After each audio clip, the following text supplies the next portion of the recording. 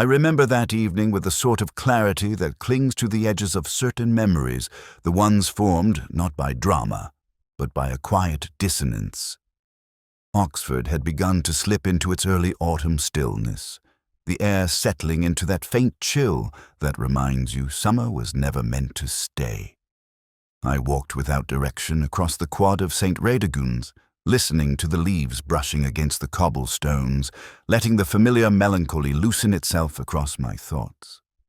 A man grows accustomed to solitude, or at least he becomes practiced at carrying it without complaint. And that night I had no desire to resist it. The porter's lodge glowed faintly ahead of me, its small pool of light giving the impression of a lantern held aloft in some ancient corridor. I had no intention of stopping, but something in the quiet perhaps pulled me toward it. I stepped inside to find old Dawlish leaning over a bundle of examination papers, his spectacles slipping down his tired face. He greeted me in that muted, habitual way of long service, and I returned the courtesy with an equally worn murmur. He mentioned, almost in passing, that a late submission had arrived an hour before. An essay without a name slipped under the door just before dusk by a girl who seemed anxious, though he could not explain how. One grows accustomed to how porters describe the twitch of a hand, the way a shoulder lifts toward the ear, the way footsteps falter before a doorway. He said she thanked him twice, as though apologizing for the very act of existing. That detail lodged somewhere in my mind, soft but persistent. The essay lay on the counter. A single crimson line stretched across the otherwise blank title page, precise and unhesitating, as though the writer had wanted to draw attention to what they refused to say. I studied it for a moment, turning the page with the careful indifference of someone pretending not to be intrigued.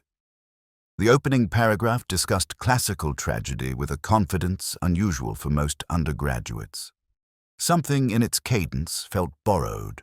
Something else felt scary. Dawlish said he planned to send it along to the examiners in the morning. His voice drifted into some half-formed thought about rules, deadlines, and the curious generosity. Colleges sometimes extend to those who ask for none. But my attention had slipped to the window beside him and had begun to patter against the glass in such a soft rhythm that it took me a moment to realize it wasn't the sound that unsettled me, but the way it blurred the cloister outside. A faint movement caught my eye, a figure in a dark coat walking too slowly, or perhaps too heavily, across the lawn. The sort of walk that carries little purpose except the effort of taking one step after another. When I looked again, the figure had vanished into the shadows near the chapel archway. Dawlish asked whether I thought the crimson mark meant anything. I heard myself reply that in Oxford, almost everything meant something, though rarely what one expected. As I stepped back onto the damp stones, the essay's image followed the red line. The anxious girl, the unspoken plea folded between the pages. I could not have known then that by morning her name would be Emily Harcourt, and that the college bells would ring not for matins, but for the quiet tragedy waiting in the cloister. But I felt, even in that moment, that something had already begun its slow, inevitable descent toward us. It was Lewis who called me the next morning, his voice carrying that particular restraint he used whenever he believed I might already know more than he did. I had not yet left my flat, and the remnants of a restless night clung to me in a way that made even the act of reaching for my coat feel heavier than it should. He told me a girl had been found in the cloister at St. Radegunds. A student. No signs of struggle, but something about the staging unsettled him. I felt the echo of last evening's unease returning, as though the rain-soaked stones had tried, in their own wordless manner, to warn me. The college grounds were unusually still when I arrived. Morning light pooled across the flagstones with that pale, indifferent softness Oxford specializes in, the kind that makes tragedy appear almost ceremonially calm. Emily Harcourt lay half-hidden beneath the archway leading toward the old refectory, her body arranged with a care that struck me immediately as unnatural. People rarely died tidily. no matter how much dignity they attempt to preserve in their final moments. Lewis stood beside her, fiddling with his notebook in that quiet way of his, and told me the preliminary assumption was suicide. Pills, perhaps, or a sudden collapse. But the moment I knelt beside her, the certainty dissolved. Her hands were clean. Too clean. No ink on her fingers, despite the satchel lying beside her, packed with papers and notebooks. A student who wrote essays late into the night usually bore the marks of it on her skin. I have never managed to stay entirely free of the stains of a fountain pen. I remember brushing a strand of hair aside, not out of tenderness, but because it felt wrong to look at her without seeing her properly. There was no trace of panic on her face, only something muted and unfinished, as though a final thought had stayed suspended behind her closed eyelids. Beside her lay a folded scrap of paper with a single line from Aeschylus written on it in shaky, slanted handwriting. Or what attempted to be a line from Aeschylus was misquoted by a single word. I felt that tiny error prick at me, subtle but insistent, like a mismatched crossword entry where the letters almost fit but refused to settle. Lewis asked whether I thought she had taken her own life. I told him that the posture of her body struck me as curated rather than collapsed. People collapse when they do not arrange themselves, and if she had fallen from the cloister steps, the pattern of her hair would have followed gravity, not formed the neat frame around her face that I saw now. Someone had touched her after she died, someone who cared about appearances, perhaps more than truth. We stepped inside the chapel for a moment, partly to escape the gathering murmur of early students, partly to think. The air smelled of old wood and faint candle wax, an aroma that always feels like it belongs to another century. I found myself examining the small brass memorials on the walls, as though expecting one of them to provide a clue. It was an absurd impulse, but grief, especially someone else, tends to make a man seek meaning in unlikely corners. Lewis mentioned that the porter recalled a girl dropping off a late essay the night before. Nervous, he said. Apologetic. I asked whether she'd carried a fountain pen. He frowned, thinking it over, and admitted he hadn't noticed, but Dawlish, with his obsessive observations about ink colors and student habits, might have. I made a mental note to ask him. As we walked back into the cloister, a gust of wind scattered a cluster of leaves across the stones, the dry rustling of them sounding almost like whispers being chased away. I looked again at Emily's untouched hands, the strange precision of her placement, the misquoted line of Greek tragedy. Suicides, in my experience, did not leave that kind of quiet puzzle behind. They left chaos, they left questions, they rarely left curated scenes. And this scene, from its first breath, felt curated. I have never trusted the calm surfaces of Oxford's senior common rooms. They possessed the sort of cultivated stillness that suggests centuries of well-practiced concealment, a place where reputations weather gracefully while truth is left in some drafty corridor outside. When Lewis and I stepped into the panelled room at St. Redigon's that morning, the air carried the faint scent of polished oak and the sharper undercurrent of restrained irritation. 3 tutors waited for us, each wearing an expression carefully assembled for the occasion. Professor Gideon Mortimer sat nearest the window, his thin fingers worrying the edge of a book he had probably read a dozen times. He offered a greeting born of habit rather than warmth, and I recalled at once that he had a reputation for brilliance turned sideways by disappointment. Across from him, Julian Croak lounged with the insouciance of a man who believed charm could substitute for competence. His smile flickered too easily, as though powered by a private vanity. And then there was Dr. Helena Vane, poised and immaculately composed, her eyes carrying that alert stillness peculiar to women accustomed to being underestimated by colleagues who worship their own footnotes. I asked them about Emily Harcourt with the softness that tends to loosen guarded tongues. Mortimer spoke first, his voice carrying the brittle weariness of someone who had long ago surrendered his idealism. He described Emily as diligent, fragile, earnest to a fault. There was something in the way he said Ernesta, slight downward inflection that suggested discomfort rather than affection. Croak interrupted with a deliberately light comment about her talent for classical interpretation, though the remark felt borrowed, as if he were repeating praise he had overheard rather than formed himself. Vane, on the other hand, spoke with measured care, offering neither sentiment nor detachment, but a kind of precise neutrality I could not yet decode. Lewis asked about late submissions, and it was Vane, not the men, who answered without hesitation. She remembered seeing a bundle of papers on the porter's table the previous evening, one of them marked oddly. "A streak of red ink," she said, though she insisted she had not examined it. Her voice, perfectly steady, betrayed nothing. But her fingers paused on the rim of her teacup for just a fraction too long, as though recalibrating something she had not intended to reveal. It was the smallest of gestures, yet those are often the ones worth pursuing. Mortimer, meanwhile, attempted to dismiss the crimson line as a student's idiosyncrasy. He became almost defensive when I asked whether the college still used colored ink to signal irregular submissions. His answer drifted into academic history, a rambling explanation that seemed designed to obscure more than illuminate. I let him wander through his own digression, noting the way he avoided looking directly at Vane whenever the subject of protocol emerged. Julian Croak leaned forward at one point, offering a theory about Emily's emotional instability.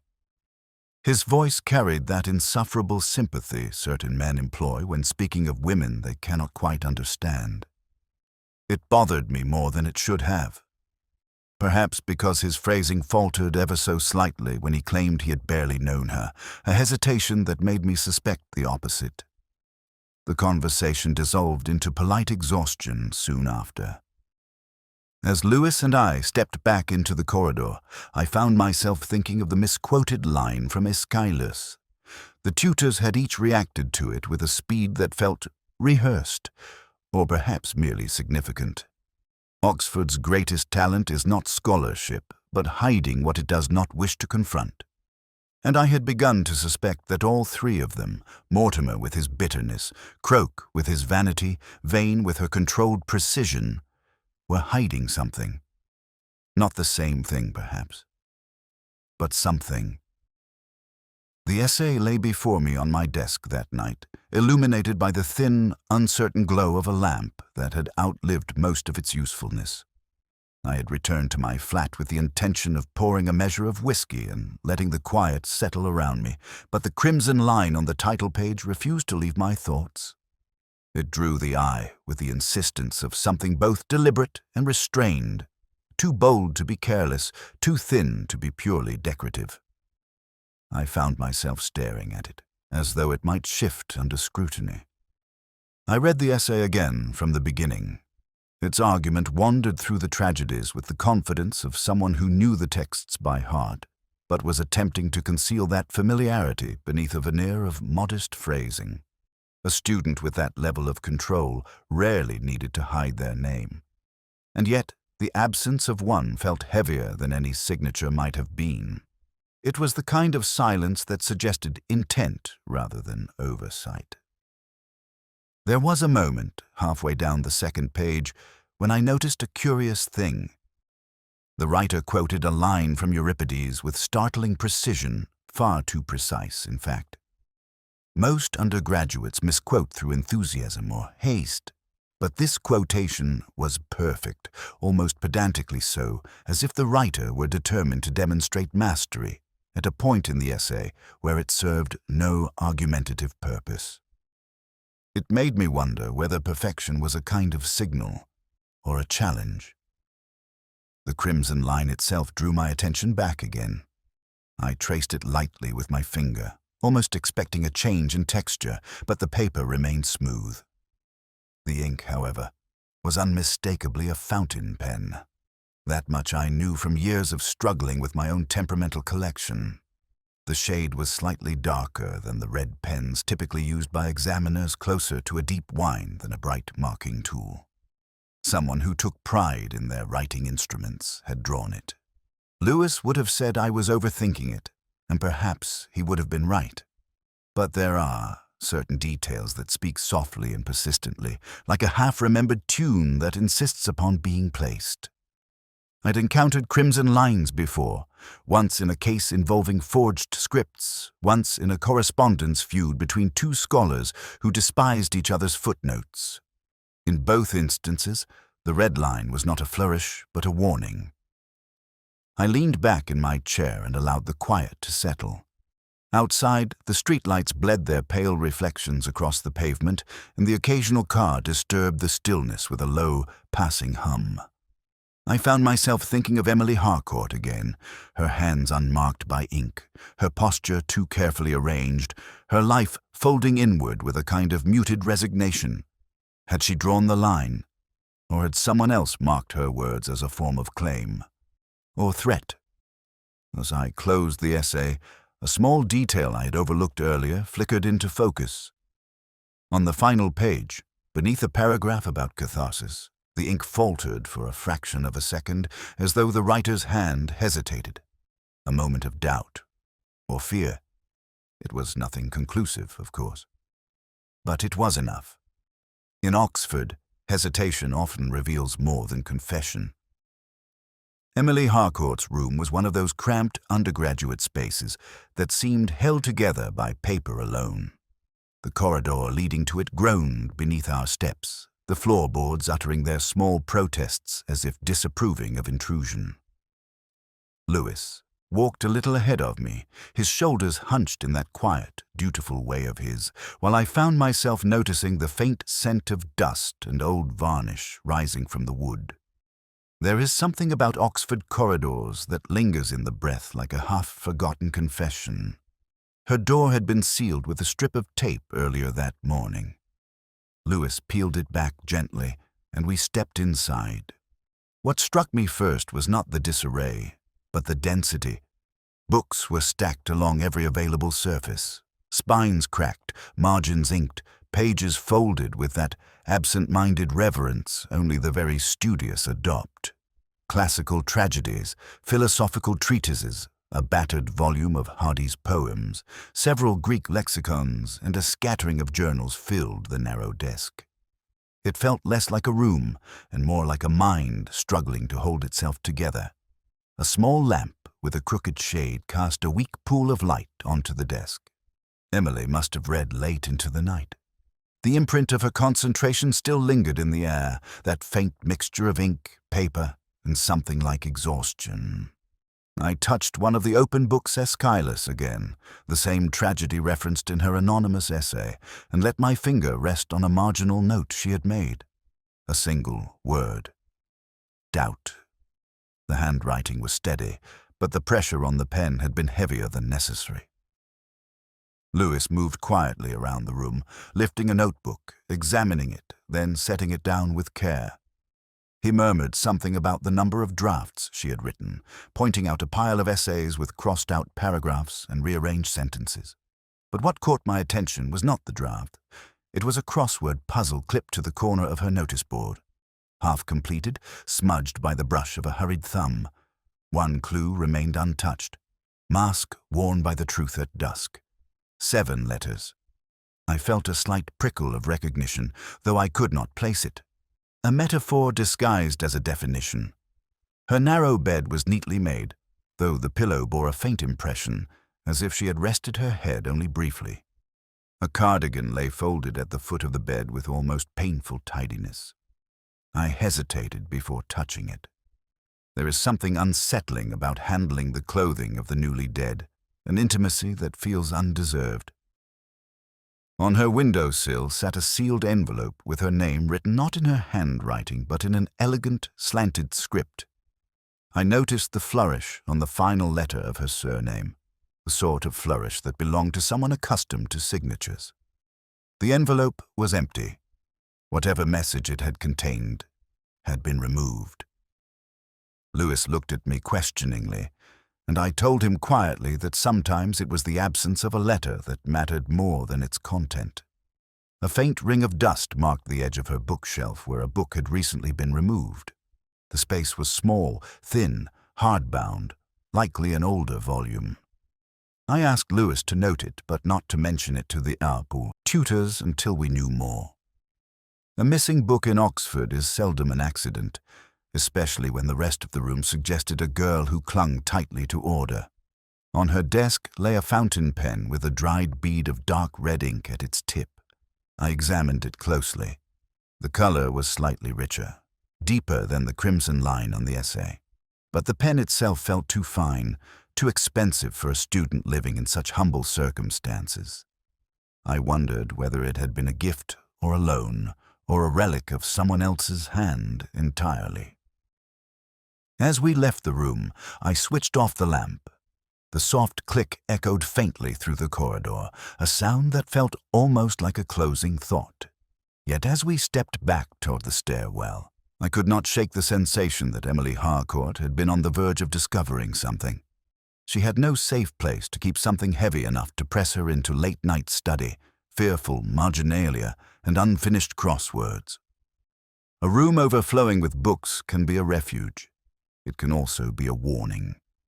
There is a particular kind of relief that comes to an investigator when a case appears to resolve itself too easily, a relief tinged with suspicion, like a tune played a half note too flat. By the time Lewis and I returned to the lodge that afternoon, the threads of a simple explanation had begun to weave themselves into something almost plausible.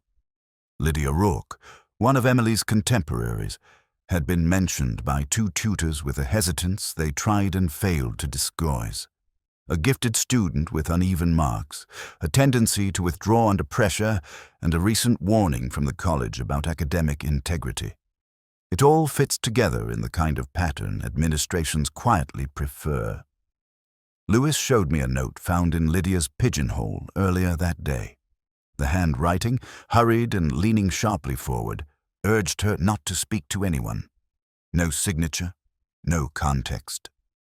The sort of message that universities breed is half threat, half plea, fully cowardly. He suggested, in that gentle way of his, that perhaps Lydia had appropriated Emily's earlier essay, been caught, and acted out of shame or panic. I listened without interrupting, watching the way the rain had begun to gather along the gutter outside the window, forming thin streams that appeared briefly before being swallowed by the drain. We met Lydia in a small antechamber outside the library. She stood with her back to a bookcase, touching its edge repeatedly with her fingertips as though needing the reassurance of solid wood. Her voice trembled in that way people's voices do when they are carrying too many truths at once. She admitted that Emily had confronted her 2 weeks earlier about a borrowed idea, nothing more than a paragraph, she insisted, a thought they had once discussed over coffee. But when I asked her why Emily had written the word doubt so heavily in her margin, Lydia looked down at the floor and said she hadn't known Emily as well as she had pretended. It would have been easy to believe the worst of her. She possessed that fragile defensiveness of someone accustomed to academic disappointment, and she worried her sleeve in a way that recalled guilt more than sorrow.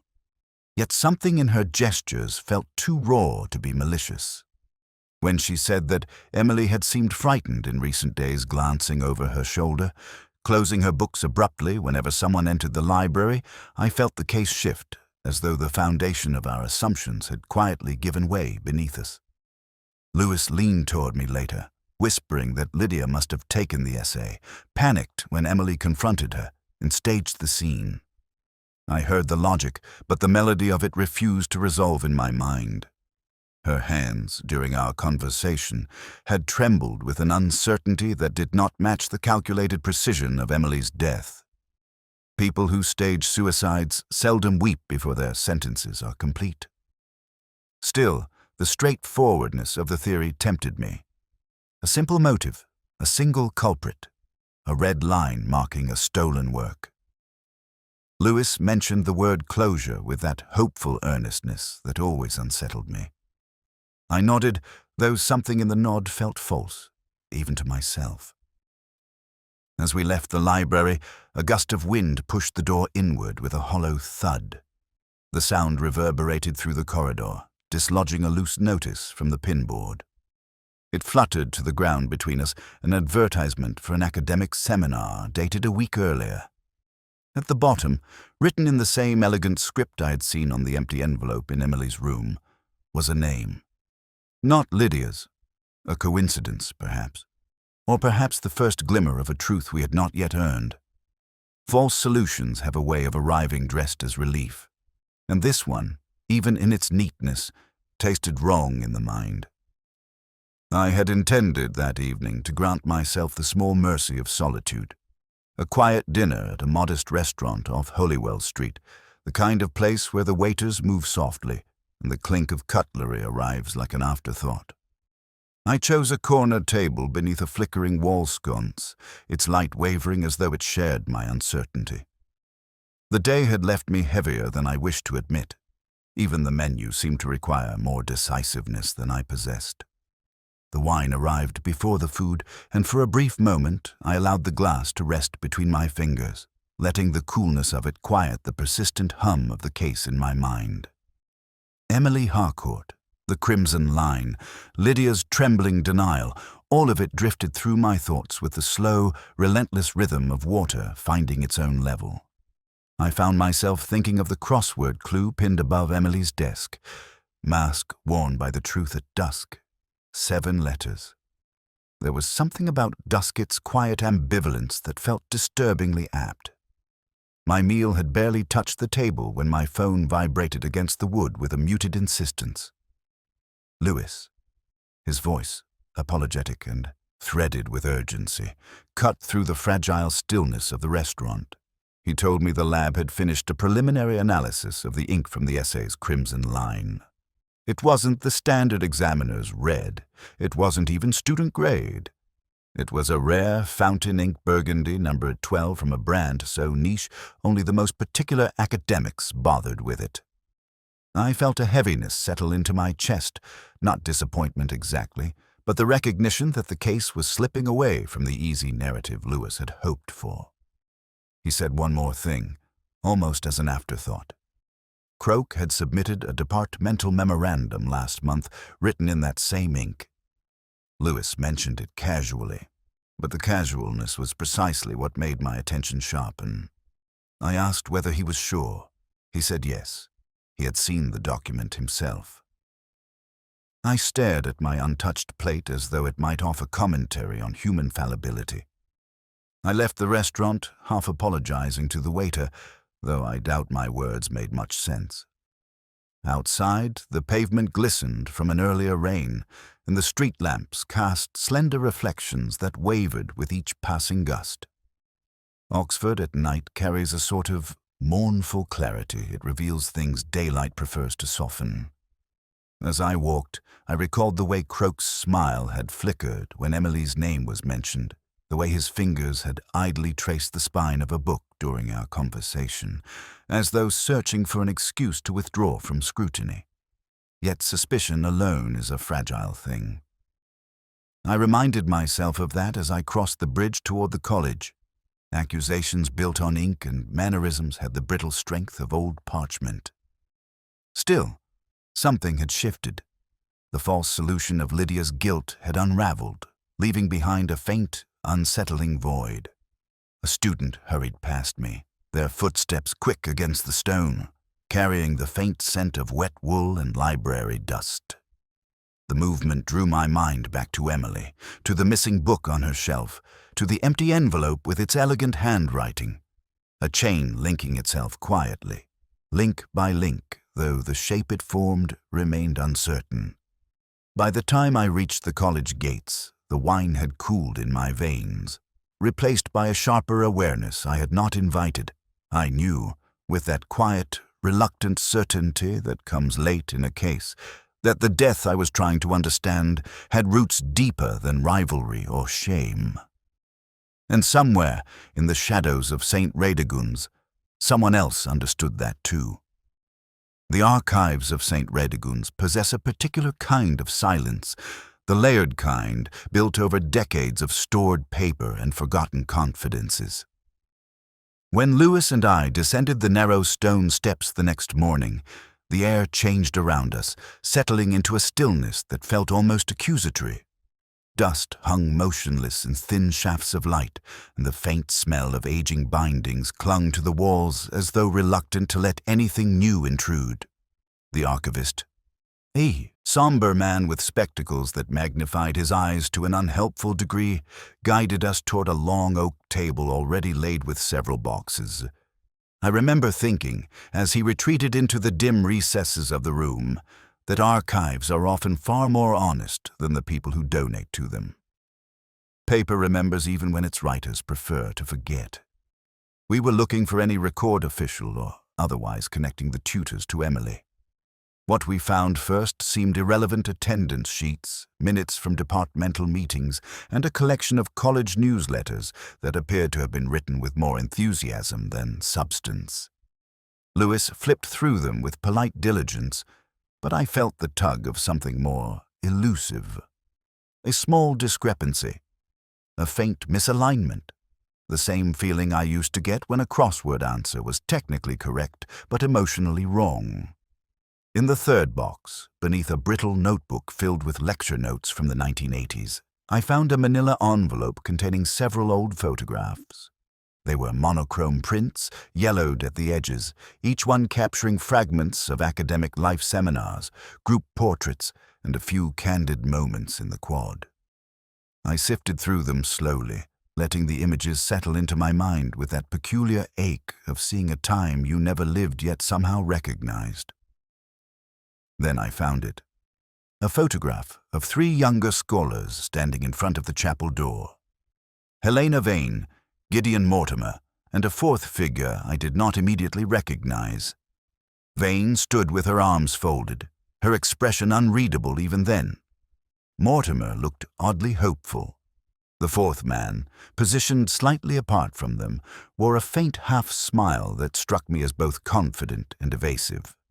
A caption on the back, written in that elegant slanted script I had seen on the empty envelope in Emily's room, identified him as Julian Croak. It was not their presence together that unsettled me. Tutors collaborate, argue, and endure each other as part of the profession. What caught my eye was the faint trace of red ink near the corner of the photograph, a small annotation, nearly invisible, marking out a date that had been crossed out and rewritten. The ink was the same deep shade as the line on Emily's essay. Burgundy, number 12. Lewis leaned beside me, noting quietly that the date corresponded to a paper Mortimer and Vane had co-authored, a paper withdrawn without explanation. I remembered Vane's too measured responses during our interview, Mortimer's rambling diversions, and the way Croak had avoided meeting anyone's eyes when Emily's name had arisen. Their histories, like the photograph, felt rearranged, cropped, retouched by time and necessity. Still holding the photograph, I noticed something else.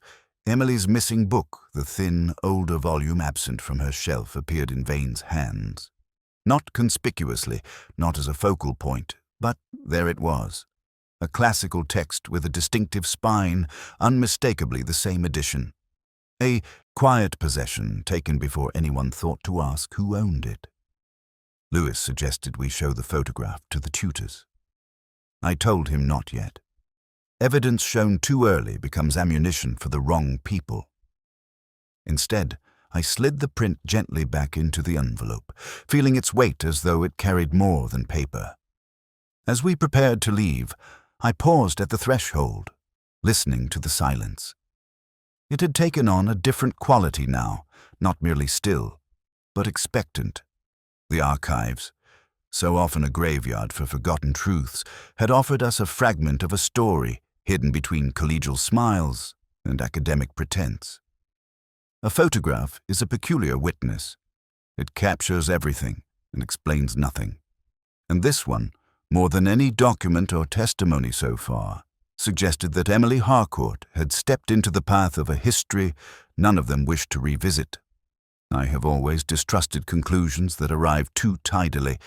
Yet there are moments in an investigation when fatigue, or perhaps loneliness, makes even an implausible answer feel momentarily convincing. The photograph from the archives had stayed with me through the night, its edges lingering in my mind like the aftertaste of an unfinished thought. By morning, a reluctant coherence had formed Helena Vane, the withdrawn paper, the missing book in her hands, the crimson annotation in that same rare ink. It was enough to tempt a lesser detective into certainty, and even I felt its gravity tugging at me. Lewis met me outside the chapel, his face carrying that mixture of apprehension and hope he wears whenever he believes we might be nearing the end of the labyrinth. He asked whether the photograph meant what he suspected. I answered only that it suggested a pattern involving old wounds, academic pride, and a student who may have uncovered too much. He nodded in that careful way of his, waiting for me to elaborate, but I found that I preferred to let the silence hold its shape. We requested to speak with Dr. Vane again. She received us in her office, where the scent of old paper mingled with the faint aroma of eucalyptus. She sat with her back straight, her hands folded lightly around a pencil she seemed determined never to use.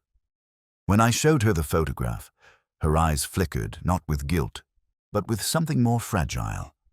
Nostalgia, perhaps, or regret. She said the paper she and Mortimer co-authored had been withdrawn due to an academic dispute, a disagreement about translation method, nothing more. But her voice faltered when I asked why the date had been altered in red ink. Her fingers tightened around the pencil, bending it slightly. She said she had no memory of the correction. Lewis caught my eye, convinced we had her cornered. Yet even as she answered, I felt the explanation thinning beneath me. Her reactions lacked the defensive sharpness of guilt. Instead, there was a palpable fear not of exposure, but of reopening a chapter she had fought hard to bury. She admitted quietly that she had once shared a closeness with Mortimer, one complicated by academic pressures and personal disappointment. Emily, she believed, had stumbled across some fragment of that past. When she spoke the girl's name, something in her expression shifted, softening for the briefest moment. It would have been easy, comfortingly Soto, accept Vane's involvement as the explanation for Emily's death. The narrative fit the photograph. It aligned with the missing book, the anxious behavior, the crimson annotation. Lewis whispered later that the case made emotional sense, which to his mind was often the same as truth. I almost allowed myself to agree. But as we stepped out of her office, a fragment of memory stirred the crossword clue pinned above Emily's desk. Mask worn by the truth at dusk. 7 letters. I had been turning it over in my mind without success, but now, standing in the lamplit corridor, the words surfaced uninvited. Veiling. 7 letters. A gesture toward an obscured truth, not a person, but an action. A warning that something had been concealed, but not by whom we assumed. I stopped walking, feeling the solution unravel even as Lewis continued a few steps ahead. It was too early, too forced. A second false solution, a shadow cast in just the right shape to mimic the real one. Vane was hiding something, yes, but not murder. Her silence protected her pride, perhaps her past, but not the kind of violence that had taken Emily's life. Outside, the evening light thinned into a muted dusk, softening the edges of the stone buildings. The air carried that faint smell of wet limestone, the kind Oxford releases only when it grows weary of its own secrets. I realized then that the truth, whatever it was, lay not with the person who seemed most burdened by sorrow, but with the one who had seemed almost untouched by it. A second false solution, undone before it could fully settle, and the real path still cloaked, still waiting, began to stir at the edges of my thoughts, quiet and uninvited. The night I finally returned to Emily's essay, the college grounds lay beneath a thin mist that blurred the lamps into pale, uncertain halos. I remember sitting at my desk long after Lewis had gone home, the room lit only by a single lamp whose light wavered each time the radiator exhaled. The essay lay open before me like a question I had been avoiding. And, as so often happens in these cases, it was the smallest of details, the one dismissed earlier as trivial, that began to gather its own quiet weight. The misquoted line from Aeschylus. I had circled it days before in my mind, turning it over without resolution. The line Emily had written, or rather copied, was close enough to be ignored by most examiners, but one word had been replaced subtle, deliberate, unmistakable once seen. It had bothered me, not because the error was egregious, but because it felt performed, as though someone wanted the appearance of scholarship without the risk of exactness. I poured myself a measure of whiskey, letting the glass warm my hand as I read the passage again. The ink on that particular line seemed slightly darker, as if pressed more firmly into the page, and the handwriting steady, elegant, unmistakably adulterated against the youthful marginalia I'd seen in Emily's books.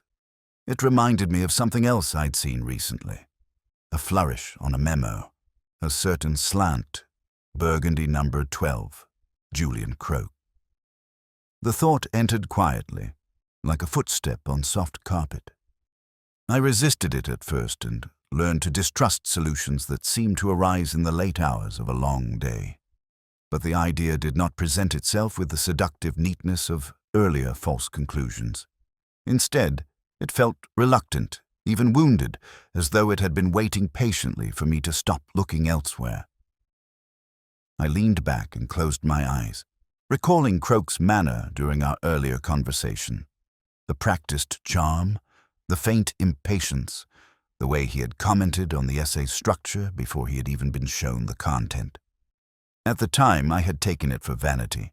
Now I recognized the more troubling possibility that recognition had come too quickly. I opened my notebook and compared the handwriting samples, Croak's signature from a departmental memo, Vane's clipped annotations, and Mortimer's cramped scrawl. The resemblance between the memo and the essay struck me with a quiet finality.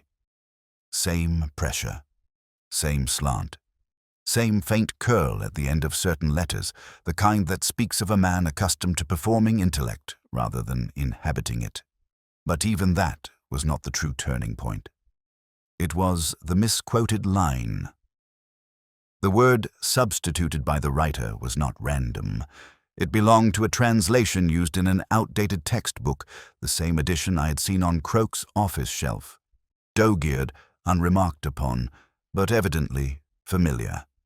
A small academic trace, a fingerprint left in ink rather than oils. I imagined Emily discovering it.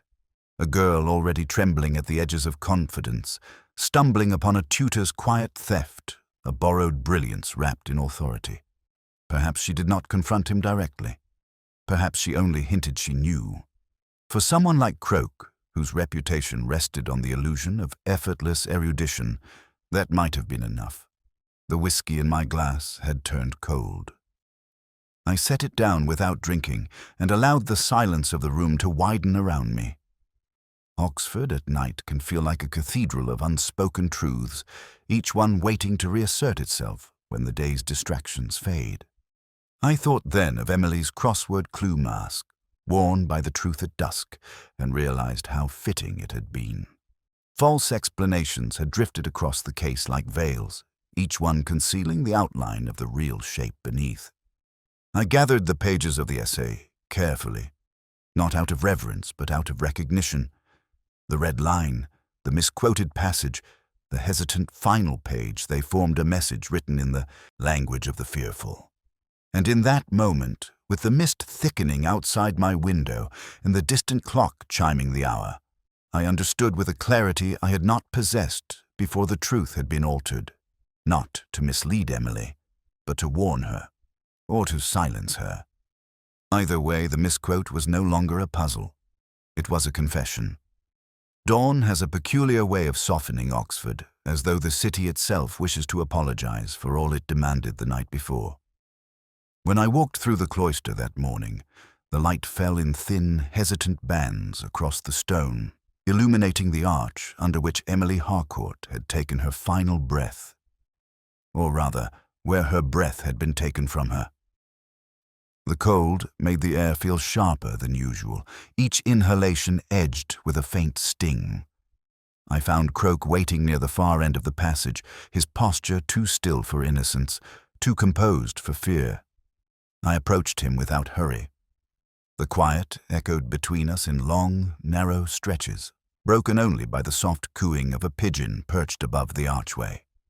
He greeted me with a politeness that carried the strange brittleness of someone accustomed to charm, but recently betrayed by it. I told him simply that we needed to talk.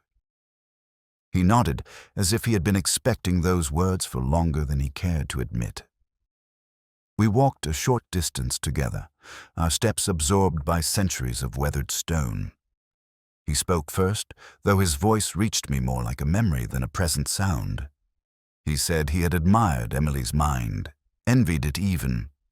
He said she had come to him for guidance, and that he, in a moment of weakness, had taken more than guidance in return. Not affection, Croak was not capable of a feeling so unguarded, but ambition. He confessed that he had submitted passages of her earlier essay as his own for a research grant. He had no hope of earning otherwise. When he paused, the silence pressed in. A faint breeze moved through the cloister, lifting a curl of leaves along the ground. He looked down at them as though they might arrange themselves into absolution. I asked him about the crimson ink. His shoulders lowered almost imperceptibly. He said it had been a habitan affectation, really to mark important passages in Burgundy No. 12.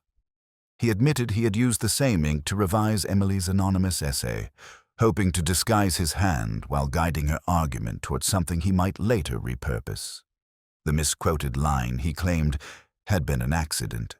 But even as he said it, I heard the false note. It had been too precise, too conveniently linked to his own outdated text. A long pause followed. Croak's voice thinned when he spoke again. He said Emily had confronted him 2 nights before she died, trembling but determined. She told him she knew about the stolen work, that she intended to report it, that she no longer feared the consequences. He said he panicked not violently, not immediately, but with the feverish dread of a man who has built his entire identity on borrowed brilliance. He followed her to the cloister after evening prayers. He begged her to reconsider. When she stepped away from him, he reached for her arm too quickly. She slipped. He insisted the fall had not been meant. The staging afterward, folding her hands, straightening her hair, had been, in his words, a misguided mercy. Lewis stood at the far end of the cloister, his expression unreadable as he approached. Croak did not resist when I told him we would need to take him in. He simply lowered his head as though he had spent the entire night preparing for that gesture. As we walked him out into the growing light, the college bells began to ring. Their sound spread across the quadrangle with a mournful dignity, each toll marking not justice, not closure, but the familiar ache of something irrevocably broken. I paused beneath the archway, letting the early sun strike the stone where Emily had lain. The air carried the faint scent of damp ivy and cold morning air, Oxford's quiet requiem. There are crimes that echo long after the case is closed. This one, I knew, would follow me for years in the smallest hours of the night, when even the truth feels insufficient. And so the day began, not with relief, but with a quiet I still have not learned to live with.